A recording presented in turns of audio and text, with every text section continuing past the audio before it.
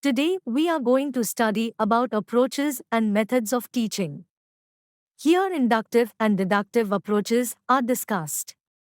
First, inductive approach. Inductive approach is a technique of thinking and reasoning used for arriving at generalizations or valid conclusions. In induction, thinking moves from particular to general.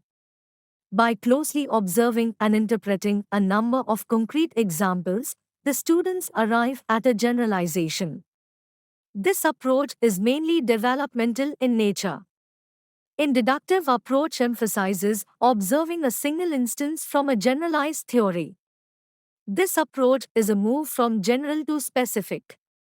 From an established theory, one can deduce hypotheses. The hypothesis could be verified by appropriate individual observations leading to confirmations. Comparison of inductive and deductive approach is given. Next is project method. W. H. Kilpatrick defined it as a wholehearted purposeful activity proceeding in a social environment. The two principles of it are learning by doing and learning by living.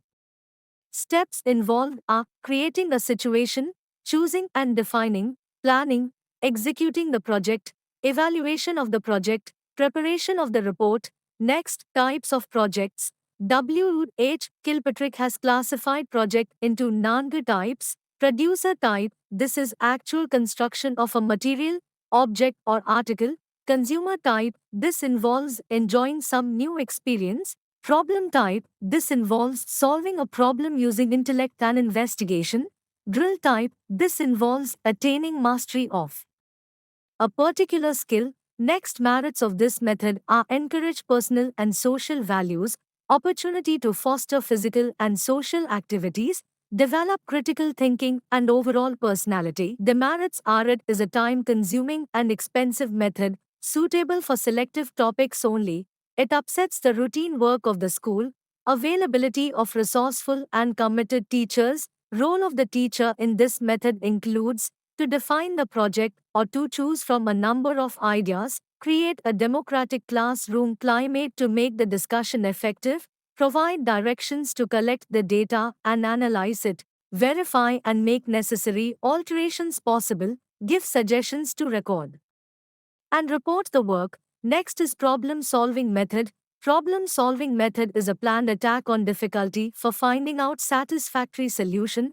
Steps involved in this method are sensing the problem, defining the problem, proposing a tentative solution, collection of data, organizing data, deducing conclusions. Merits and demerits of this method are merits helps in developing critical, logical and reflective thinking, develop confidence and self-reliance in the students, promote scientific attitude, develops the power of critical judgment in pupils. Demerits are need resourceful and expert teachers, not suitable for all topics, time-consuming and hence difficult to complete syllabus within time. Thank